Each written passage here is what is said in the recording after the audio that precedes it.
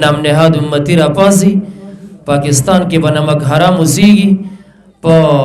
د پاکستان د عیسایانو په اجتماع د يهوديانو په سالګیرو د قادیانانو د شیعاګانو په جلسو برت نه کوي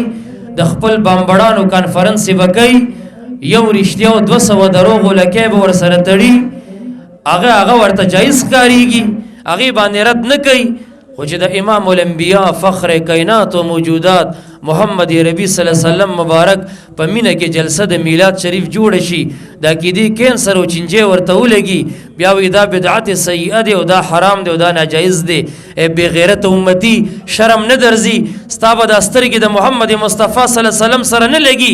زم له خو د گریوان ته سر کوسکا په قادیانانو ستارد نشتا په عیسایانو نشتا په مجوسیانو نشتا په سکانو نشتا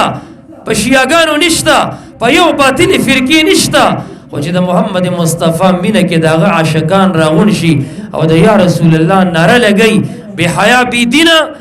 بیا دي ته بریلیان هم وي دي ته بدعتیان هم وي دي ته مشرکان هم وي قسم ستغ سپوري ورته وي کستا د استغ سپوري د سپک حرکات نبی اکرم صلی الله علیه وسلم ته قبر شریف کې پیش شي دا زړه به د سمره ملال او سمره بخفي سمره به د زړه حلال حلالي ته دا سوچ نه کې او لله الحمد مونږ په دې فخر کوو که زمونږ دا مینا